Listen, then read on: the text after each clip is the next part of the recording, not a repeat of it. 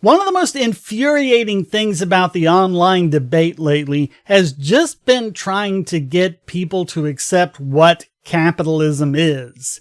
And it's been pretty much in every discussion. They're like, well, you don't know what capitalism is. Capitalism is this and that and this other thing.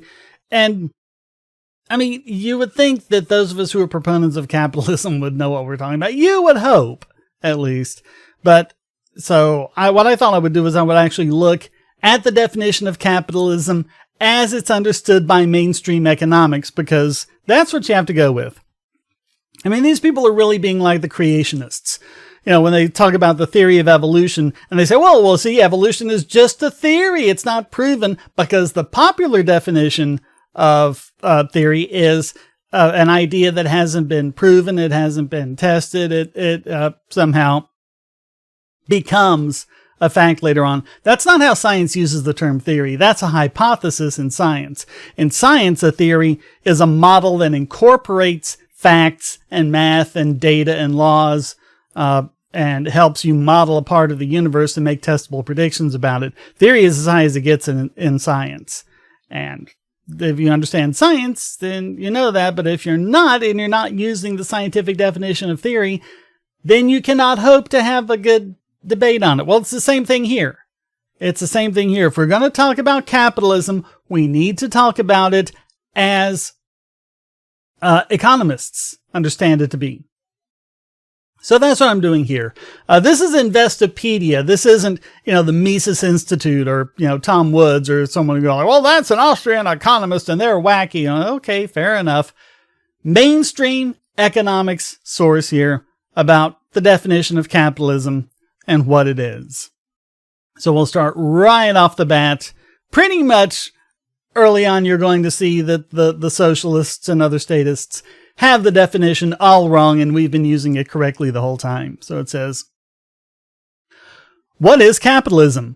Capitalism is an economic system in which private individuals or businesses own capital goods. The production of goods and services is based on supply and demand in the general market, known as a market economy, rather than through central planning, known as a planned economy or command economy.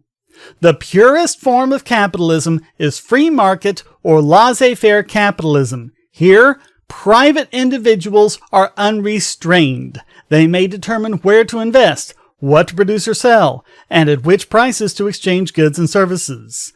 The laissez-faire marketplace operates without checks or controls. That's not strictly true. It operates without forceful checks or controls like from government, but you can still have UL, the IETF, things like that. As long as it's all implemented voluntary, you can have that in capitalism.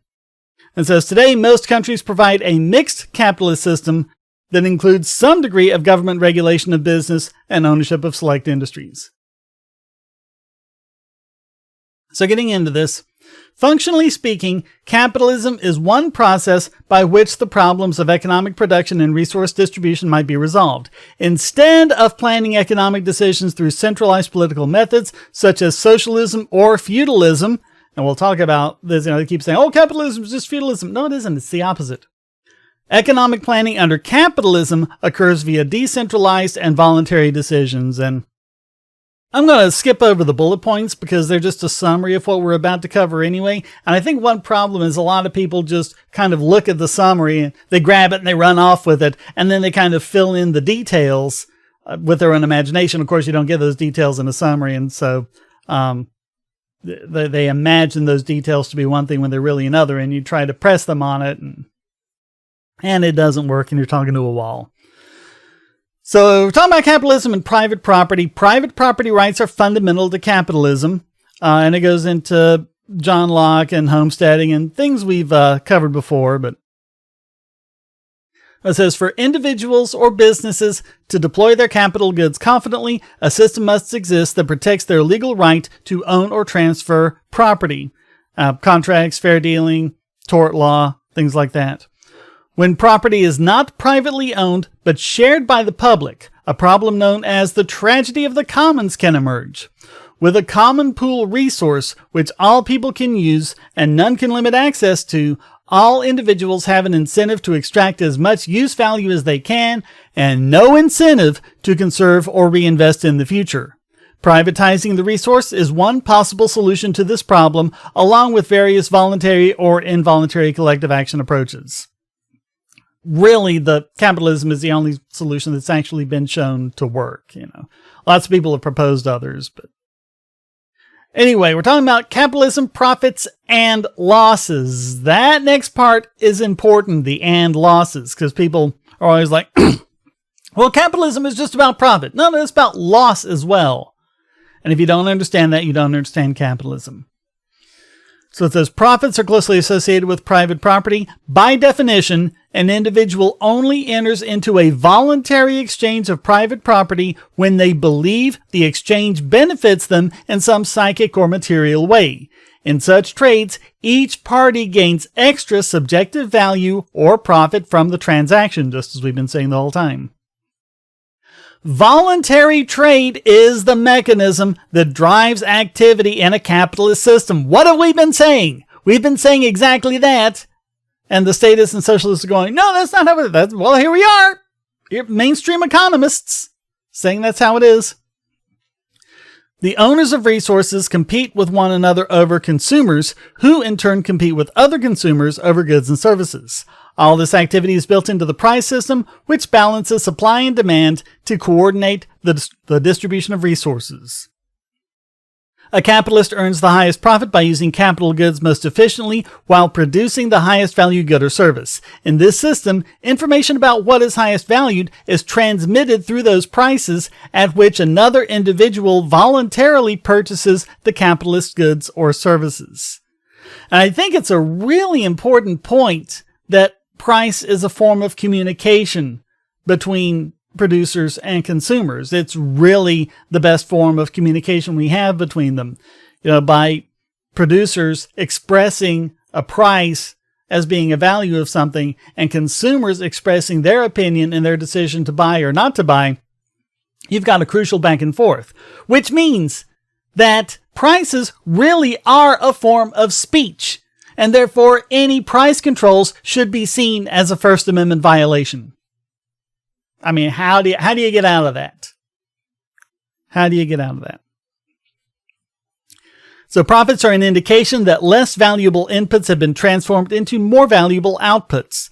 By contrast, the capitalist suffers losses when capital resources are not used efficiently and instead used to create less valuable outputs.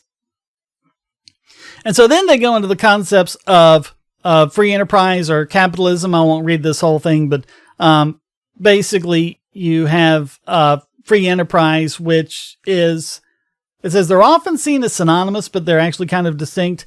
An economy is capitalist as long as private individuals control the factors of production.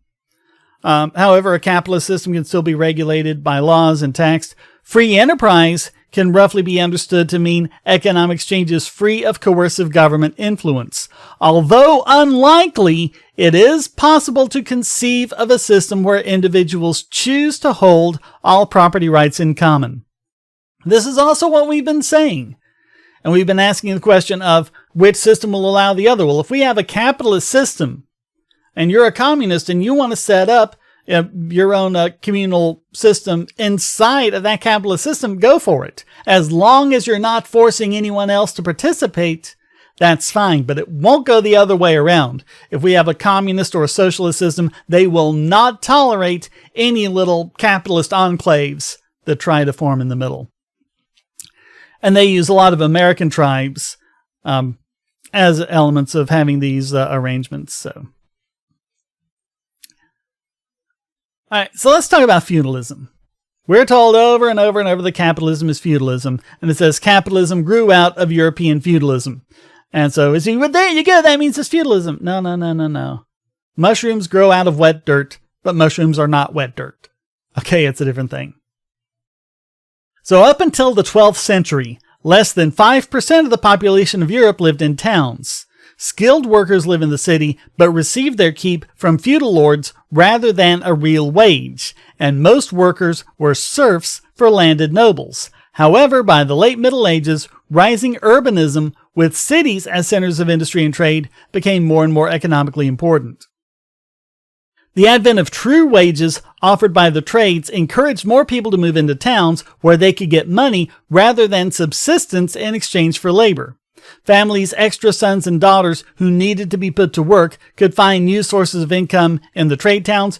Child labor was as much a part of the town's economic development as serfdom was the part of rural life. And again, I would remind you, let's not pretend that the child labor just sprang into existence during the Industrial Revolution. And before then, children were just merrily skipping through fields all day. No. They were working. They were just working on the farm. They moved to the towns because they were getting a better deal than they were on the farms. That's what people need to remember. So mercantilism replaces feudalism in the 16th, 18th centuries. It started off as trade between towns, but was not necessarily competitive trade. Initially, each town had vastly different products and services that were slowly homogenized by demand over time. After the homogenization of goods, trade was carried out in broader and broader circles, town to town, county to county, province to province, and finally nation to nation. And it's worth repeating that there's evidence of intercontinental trade routes going back 80,000 years, at least. So that's an indication right there that what we're talking about with this international trade is pretty much the natural state of mankind. And what governments and city-states and feudalist systems were doing were inhibiting that. And so this was basically a reclaiming of our rights to trade with whoever we wanted to. All right, so they go into colonialism and mercantilism. Most colonies were set up with an economic system that smacked of feudalism, with their raw goods going back to the motherland. In the case of the British colonies in North America, being forced to repurchase the finished product with a pseudo-currency that prevented them from trading with other nations. And when you look at the history of the American Revolution, you see that over and over again. It was Adam Smith who noticed that mercantilism was not a force of development and change, but a regressive system that was creating trade imbalances between nations and keeping them from advancing. His ideas for a free market opened the world to capitalism. And so that brings us into the Industrial Revolution. The often literal gold mine of colonialism, which had brought new wealth and demand for the products of domestic industries, which drove the expansion and mechanization of production. As technology leaped ahead and factories no longer had to be built near waterways or windmills to function, industrialists began building in the cities where there were now thousands of people to supply ready labor. Industrial tycoons were the first people to amass their wealth in their lifetimes, often outstripping both the landed nobles and many of the money-lending and banking families. And aren't we continually told the exact opposite of this? They say, oh, well, Rockefeller and Vanderbilt and all of those, well, they were just part of this aristocratic. No. They started basically from nothing, and they built their own wealth. And this was the first time in history that could happen. It's every other political system that has wealth being handed down in big families and huge classes. It says, with capitalism, for the first time in history, common people could have hopes of becoming wealthy. The new money crowd built more factories that required more labor while also producing more goods for people to purchase. During this period, the term capitalism, originating from the Latin word capitalis, which means head of cattle, was first used by French socialist Louis Blanc in 1850 to signify a system of exclusive ownership of industrial means of production by private individuals rather than shared ownership. So please stop claiming that Karl Marx coined the term and we should use his definition. He did not. These are right there. Karl Marx did not coin the term capitalism, although he certainly contributed to its rise of use. All right, so industrial capitalism tended to benefit more levels of society rather than just the aristocratic class. We are told the opposite. It just ain't true. Wages increased, helped greatly by the formation of unions. This is another myth. I've talked about this before. Unions are free market. Before unions, you did have these things called guilds. But it was like if you wanted to be a particular trade person, you were forced to join a guild, and there was one guild that was given special dispensation by the crown. Well, the free market formed unions, which were voluntary organizations. The government actually fought. Government ended up capturing those, particularly under FDR. And so now what do we have? Well, we have a lot of states where, if you want to work in a certain industry, you're not only forced to join a union, you're often forced to join one particular union. That has a lot more to do with the guilds of the Middle Ages than it does with the unions of the 19th century. So let's stop that myth in its tracks as well. The standard of living also increased with the glut of affordable products being mass-produced. This growth led to the formation of a middle class. Again, exactly the opposite of what we're told. We're told that capitalism destroys the middle class. No. It's the only reason why there is a middle class. And began to lift more and more people from the lower classes to swell its ranks. The economic freedoms of capitalism matured alongside democratic political freedoms, liberal individualism, and the theory of natural rights. He goes into Milton Friedman. He says, capitalism is a necessary condition for political freedom. It is not a sufficient condition. We can see that in Singapore. Singapore, I think for I don't even know how many years, has been number 2 on the Economic Freedom Index. It's a very free country, economically speaking. Not so much in other areas where you can be caned if you're, caught chewing gum or whatever. They've got a lot of crazy laws like that. So you have to have capitalism if you want to be free, but there's more to being free than just capitalism. So a dramatic expansion of the financial sector accompanied the rise of industrial capitalism. Banks had previously served as warehouses for valuables, clearinghouses for long-distance trade, or lenders to nobles and governments. And this goes back to a lot of what I've read of Lysander Spooner talking about what he was complaining about. Now, they came to serve the needs of everyday commerce and the intermediation of credit for large long-term investment projects. And it was the usury laws that kept getting in the way of it, as Spooner kept complaining about. By the 20th century, as stock exchanges became increasingly public and investment vehicles opened up to more individuals, some economists identified a variation on the system, financial capitalism. And they also go into economic growth. And they say before the rise of capitalism, rapid economic growth occurred primarily through conquest and extraction of resources. Research suggests average global per capita income was unchanged between the rise of agricultural societies through approximately 1750, when the roots of the first industrial revolution took hold. There you go. And in subsequent centuries, capitalist production processes have greatly enhanced productive capacity. More and better goods became cheaply available to wide populations, raising standards of living in previously unthinkable ways. Most political theorists and nearly all economists argue that capitalism is the most efficient and productive system of exchange. Booyah.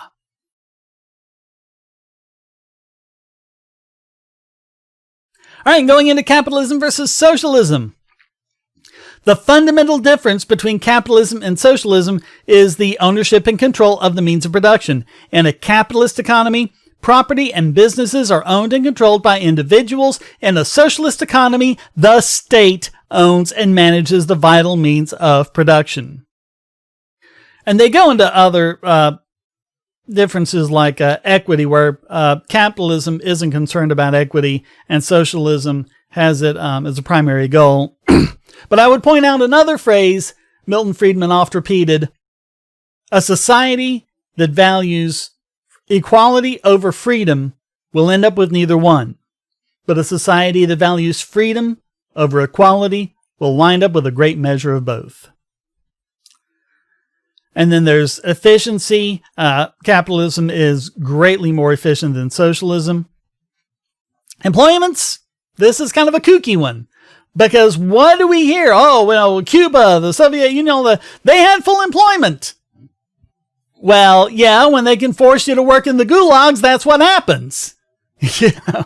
That's not the slave class before the Civil War in the United States. There was full employment among all the slaves. Yay, full employment. That's not, if you're forced to work, or if your job is digging a ditch and filling it back in again, then what's the point? The whole point of employment is to produce things that increase wealth for others.